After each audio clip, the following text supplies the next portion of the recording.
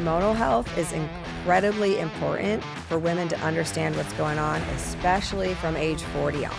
The goal of exercise isn't just burning calories. Never take generic nutrition advice, ever. We have to learn what's going on in your biology. Are you doing all the right things, at least what the internet says you should be doing, and not getting results? That's exactly what we're going to talk about today. I know what it's like to struggle, to continue showing up, putting in hard work, and not getting the changes in my body I was looking for. It's taken some time, but I've gotten it down to 3 key aspects. That's exactly what we're going to talk about today. Hey, this is Brooke Curry, certified personal trainer, group fitness instructor, and nutrition coach with over 25 years experience in the fitness industry.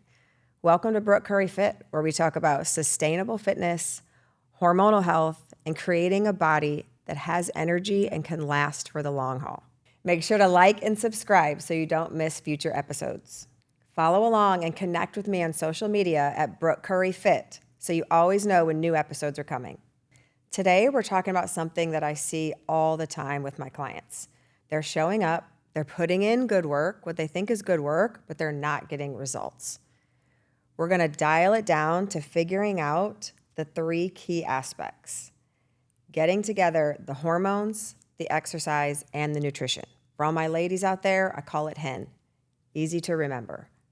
Hormones, exercise, and nutrition. I come from a family with a history of heart disease, diabetes, obesity, strokes, heart attacks.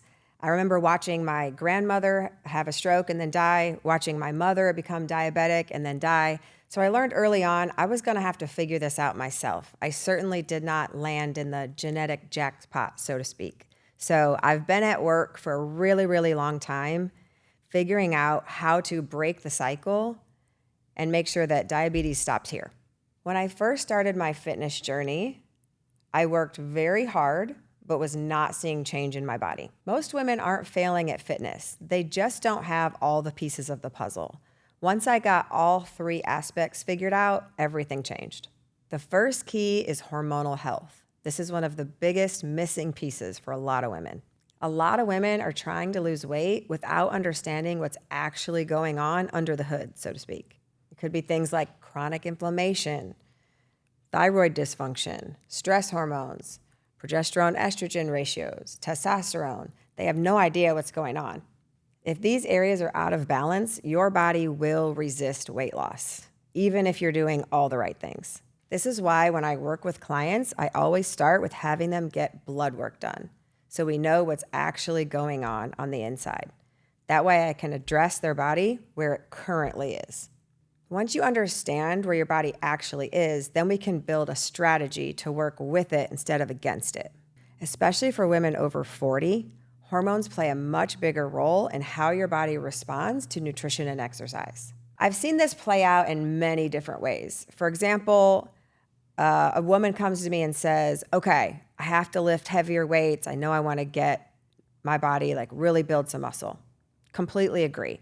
But when we look at what's going on under the hood, she has really high C-reactive protein. Her body is really inflamed. We got to get to the base of what is causing that kind of inflammation and get that under control before I start throwing a heavy weight training routine at her.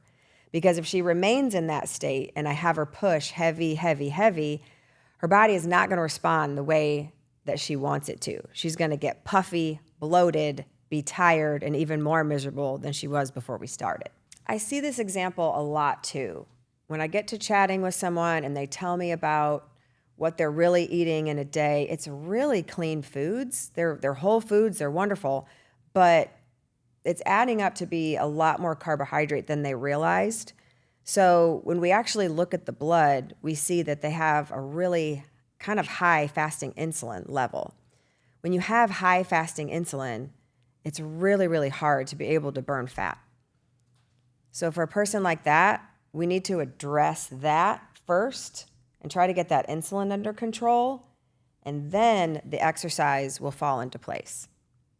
But she thinks she's doing everything right, eating super clean, healthy, organic foods, but they're not enough of the right type of foods for her biology.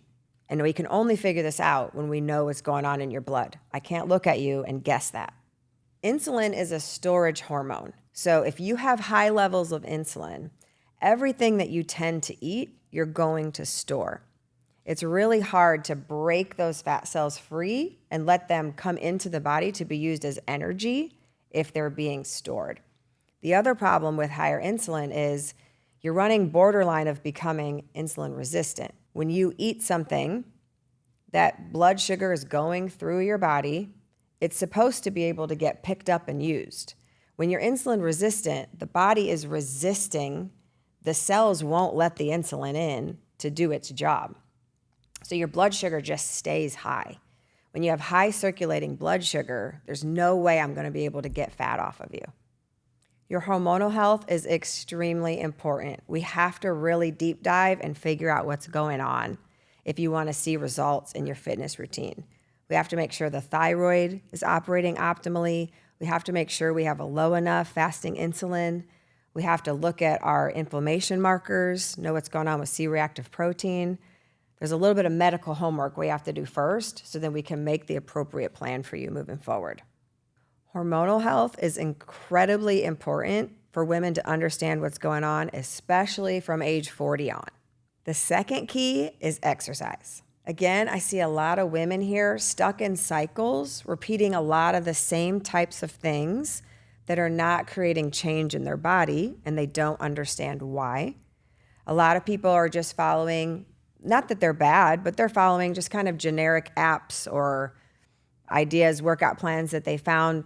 What happens is that's not accounting for your own uniqueness. So they don't know your joint limitations. They don't know your strength deficits. Where are you already good? Where are you weak? You really want to make sure that you're working on what you're not good at already. Usually what I find is that people keep doing things over and over that they're already pretty good at.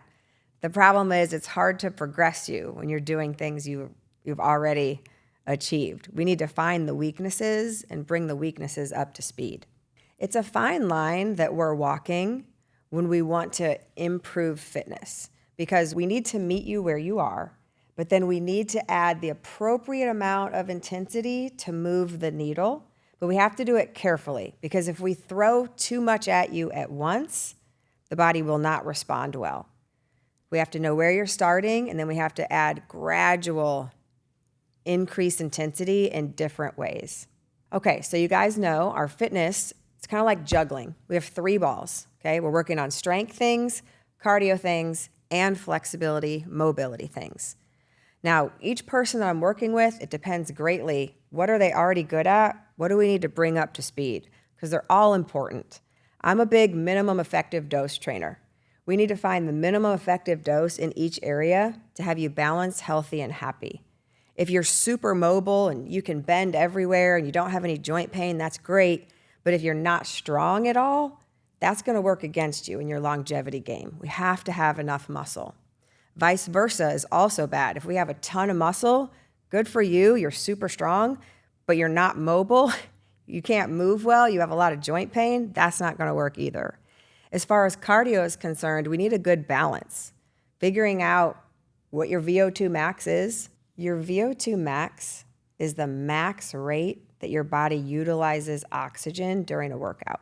It is considered the premier indicator of cardiovascular health. What's your heart health like? What's your cardio fitness like? And depending on your goals, we need to increase it gradually. And there needs to be a balance between comfortable, more kind of cozy, cozy zone 2 work where you're cruising and more of an endurance pace. And then we need to have the appropriate amount of zingers. Zingers are true high intensity work, which is very short, 30 seconds or less with long recoveries in between. Now, depending on how healthy a person is, depends on how many of those zingers we can take. So if I can get you to an optimal state, then for most people, you only need to do that twice a week, but really hard and well, but it's a short period of time. If someone's not ready for that yet, we stick with the zone 2, more cozy cardio until they're ready. Great zinger exercises, sprinting, a true sprint. Whether you're outside, whether you're on your treadmill of choice, all out effort, all you can do for 30 seconds at most, and then recover for like a full minute and a half, maybe even 2 minutes. An assault bike is great if you want to go on there and go ham. If you don't have any equipment, I love intense jump squats at home. There's things that you can do without any equipment at all. But the bottom line is it needs to be incredibly challenging, something that you can only do for 30 seconds. And you only need to do that about 3 to 5 rounds. It doesn't take much time, but it takes a lot of effort. But your body has to be in a good enough, healthy enough state where we can throw those in. If I throw them in too early, it can backfire. When it comes to approaching your exercise in a smart way, it's great to get some help. It doesn't take many sessions. Find a good trainer, do a good movement assessment so we can figure out how your range of motion is. Also, do a strength assessment so we figure out where you're stronger, where you're weaker, help to bring balance, help to get you stronger and be pain-free. When you're able to do a good movement assessment, it's great education for you to understand where your body moves well and where you're kind of locked up. Then there can be programming to help you release where you might have stiffness in joints or tightness in muscles. When you're able to free those up, you move better in everything that you do. You also want to have a strength assessment so you're aware of muscle imbalances. Where are you stronger? Where are you weaker? Have someone help you bring those weaknesses up to speed. When you have good balanced strengths, you're going to be resilient. The goal of exercise isn't just burning calories. It's creating strength, improving movement, and creating a body that functions well long term. The third key is nutrition. This is where social media has made things very confusing. A woman starts trying to research, she sees, try keto, do fasting, be low carb but not too low carb, do this detox, become vegan. I mean, the recommendations are all over the map. They're vastly different. And here's what I want to say to you.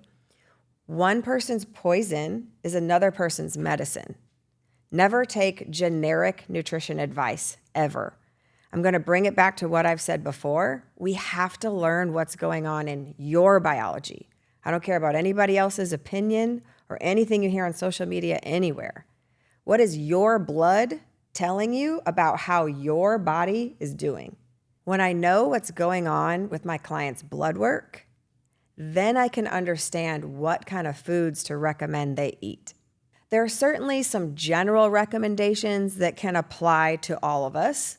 Simple things like, let's get back to whole foods, things that don't have really long ingredient lists with things we don't even know what they are.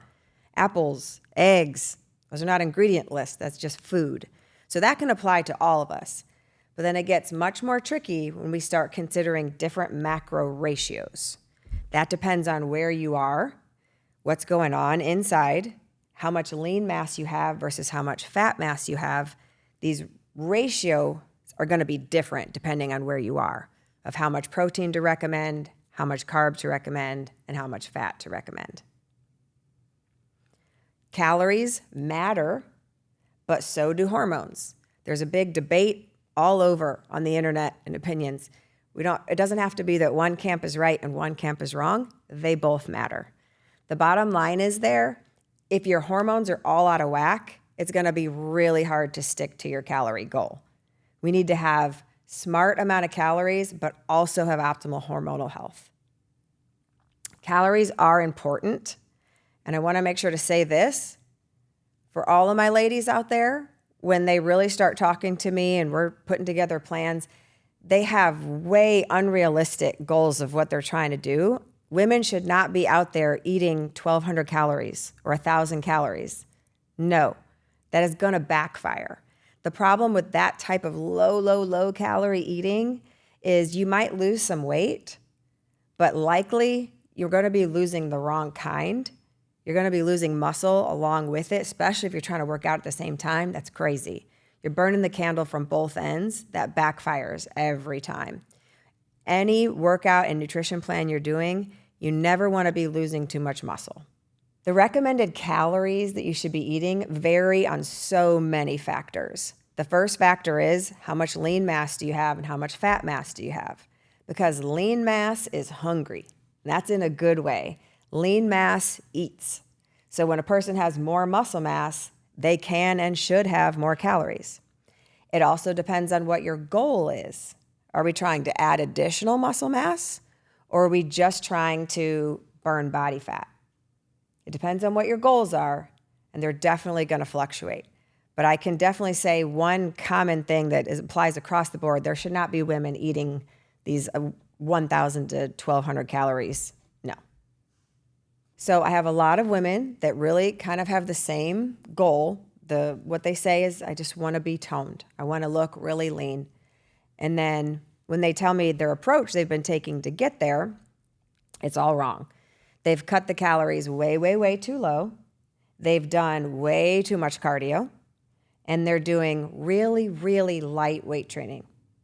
And they're just surprised that they can't get that toned look. That's not the way to get there. We have to be smart with our resistance training. And I'm not saying that you can't have light days. I think it's part of the program. But we can't only lift light and then expect to get toned. There has to be some programming where you are really creating enough stimulus to create new growth. So there's going to have to be some more heavy work in there. And that doesn't mean extensively necessarily, but you can't only use 2-pound dumbbells and get everything that you want. Sustainable weight loss happens when your nutrition supports your hormones, your training, and your energy, not when you're following whatever trend is popular online.